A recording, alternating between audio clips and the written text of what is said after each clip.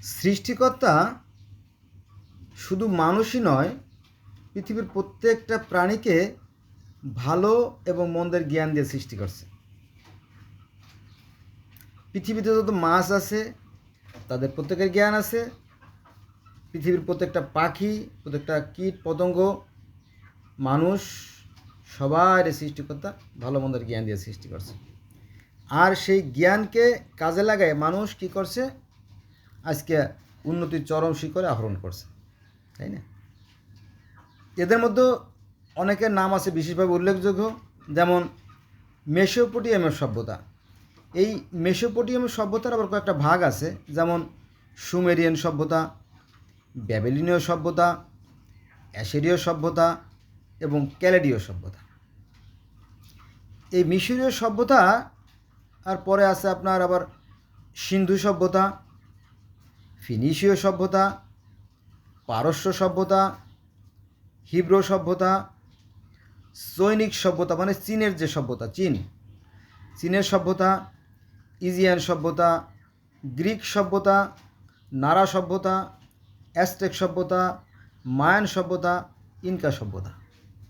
Around the world, সারা পৃথিবীতে অসংখ্য অসংখ্য জাতি তারা কি করছে, বিভিন্ন সময়ে উন্নতির চরম শিখরে আহরণ করছে। কিভাবে? তারা তাদের জ্ঞানকে, তাদের মেধাকে, মননকে কাজে লাগায়, তাই না? এগুলোই আলোচনা করবো আজকে, খুবই গুরুত্বপূর্ণ হবে, আপনারা আমার সাথে থাকেন। 1 নম্বরে মেসোপটেমিয়াম সভ্যতা। মেসোপটেমিয়া, মেসো মানে দুই, পটেমিয়া মানে নদী, অর্থাৎ দুই নদীর মধ্যবর্তী স্থল যে মেসোপটেমিয়া, যেখানে আমাদের সবচেয়ে প্রিয় নবী হজরত ইব্রাহিম আলাইহিসসালামের জন্ম হয়েছিল উর নামক শহরে। আজ থেকে কত 5000 বছর আগের ঘটনা। এই উর নামক শহরে নবী মোহাম্মদ হজরত ইব্রাহিম সাল্লাম জন্ম হয়েছিল। এটা হচ্ছে ইরাক, বর্তমান যে ইরাক তো আগে ছিল না, এই ইরাকটাকে বলা হতো অন্য নাম, ইরাক আর সিরিয়ার মধ্যবর্তী যে জায়গাটা, এটা আর কি। এটা হচ্ছে আপনার 4000 খ্রিস্টপূর্বাব্দের ঘটনা। তারা চাষাবাদ জানতো। তারা পৃথিবীতে সর্বপ্রথম লিখন পদ্ধতি তারা আবিষ্কার করে।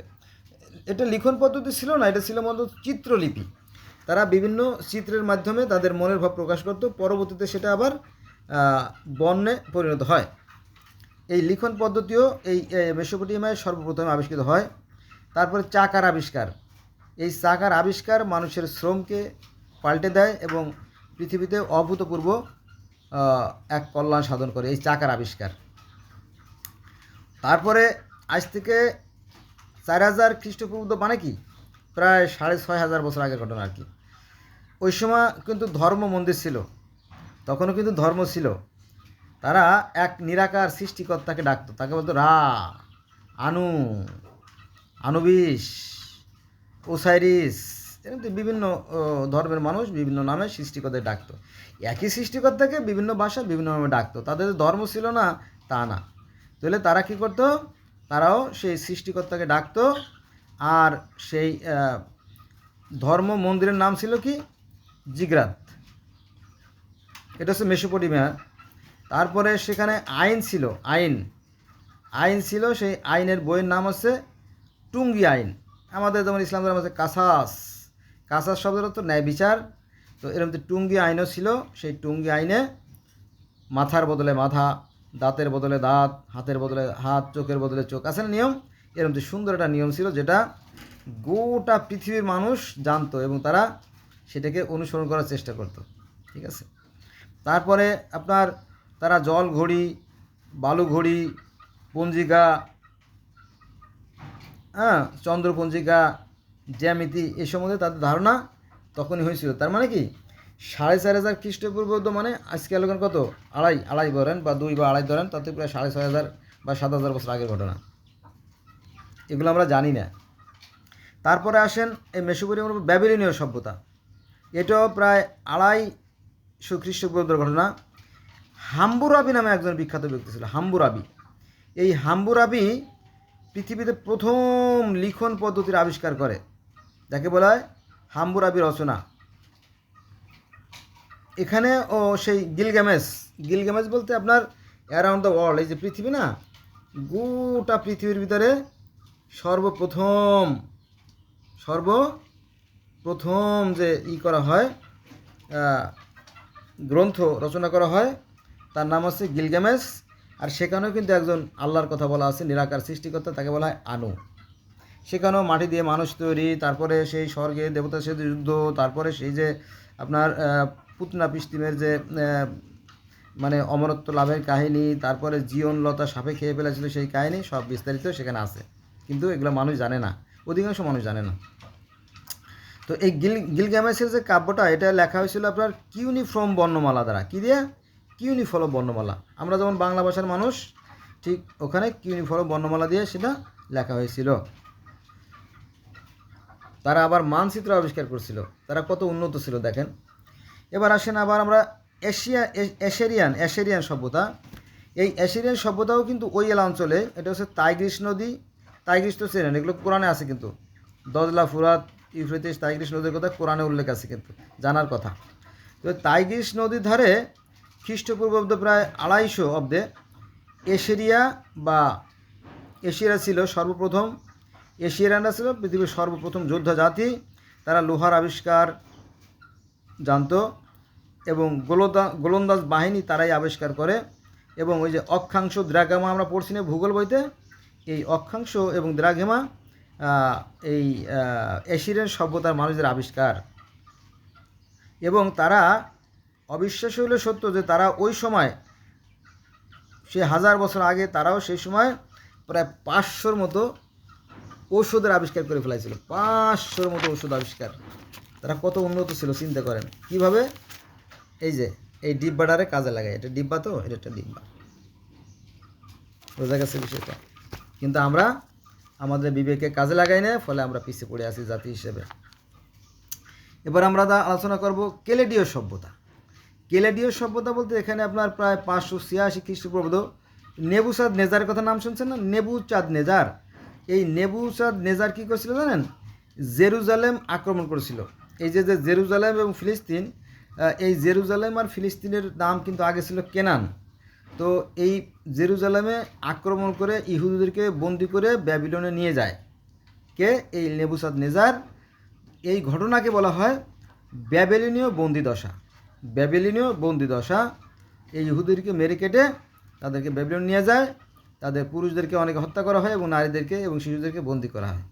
এরকম কাহিনী আছে, যদি আপনারা দেখতেন। তো ঠিক আছে, তো এই নেবুচাঁদ নেজার কী করছে জানেন? 56 মাইল, দ্যাটস মিন 56 মাইল লম্বা দেওয়াল তৈরি করছিল। বিশাল ব্যাপার, বিশাল কর্মযজ্ঞ। তারপরে তারা 7 দিনে সপ্তাহ, 24 দিনে দিন, 12 মাসে বছর, তারপরে 12টি নক্ষত্র, তারপরে 12টি রাশিচক্র, এরকম অদ্ভুত জিনিস আবিষ্কার করছে। কীভাবে? তাদের এই ডিব্বাটাকে কাজে লাগাই। কিন্তু আমরা এই ডিব্বাটাকে কোনো কাজে লাগাই না, আমরা অন্ধর মতো কুয়ার মধ্যে পড়ে আছি। যাক, এবার আসেন আমরা জানি মিশরীয় সভ্যতা। মিশরীয় সভ্যতাকে বলা হয় নীল নদের দান। নীল নদের তীরে খ্রিস্টপূর্ব 4000 অব্দে, 4000, তার মানে আজ থেকে প্রায় 6500 বছর বা 7000 বছর আগে ধরতে হবে আর কি। তো সেখানে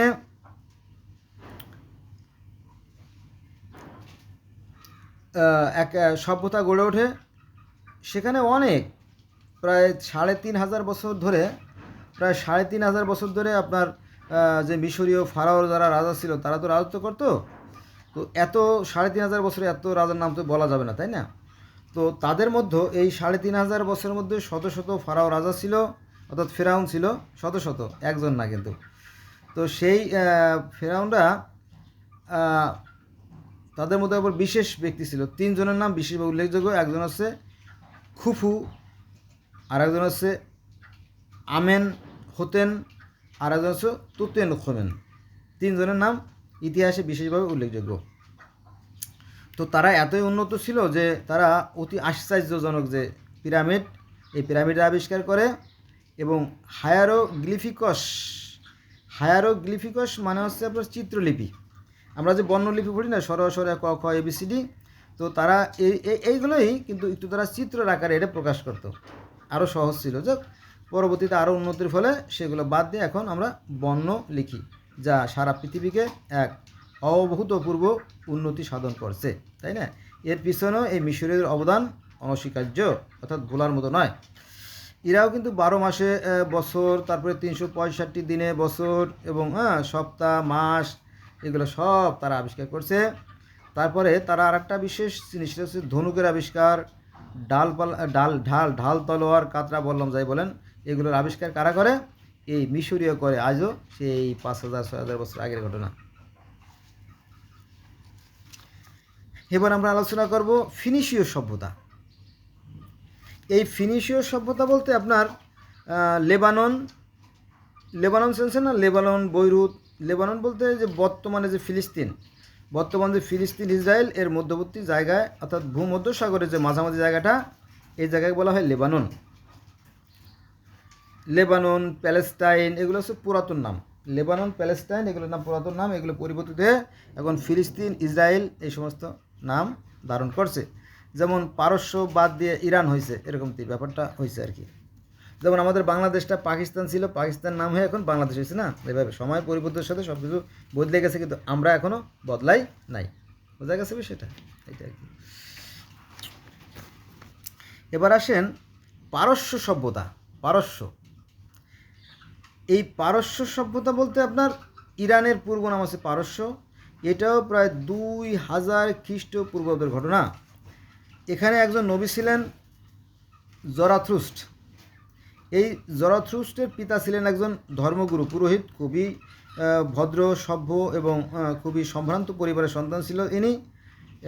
ওনার উদ্দেশ্য ছিল, আমি একজন ধর্ম যাজক হব এবং আমি ধর্ম প্রবর্তন করব। তো উনি একদিন নদীর মোহনায় বসে ধ্যান সাধনা করতেছিলেন, অর্থাৎ সেই সৃষ্টিকর্তার গুণগান গাচ্ছিলেন। হঠাৎ করে ঈশ্বর, আল্লাহ, সৃষ্টিকর্তার এক দূত আসার পরে বলো যে, হেই জরাথ্রুস্ট, মানুষ তো অধর্মিক হয়ে গেছে, তুমি তাদের জন্য ধর্ম প্রচার করো। বলো কীভাবে? বলো তোমার একটা ট্রেনিং করাবো, কোর্স করাবো, তুমি চলো। তখন সেই ঈশ্বরের দূত কী করলো? সেই জরাথ্রুস্টকে সাথে করে স্বর্গে চলে গেল, আল্লাহর কাছে, অর্থাৎ আহুরা মাজদার কাছে চলে গেল।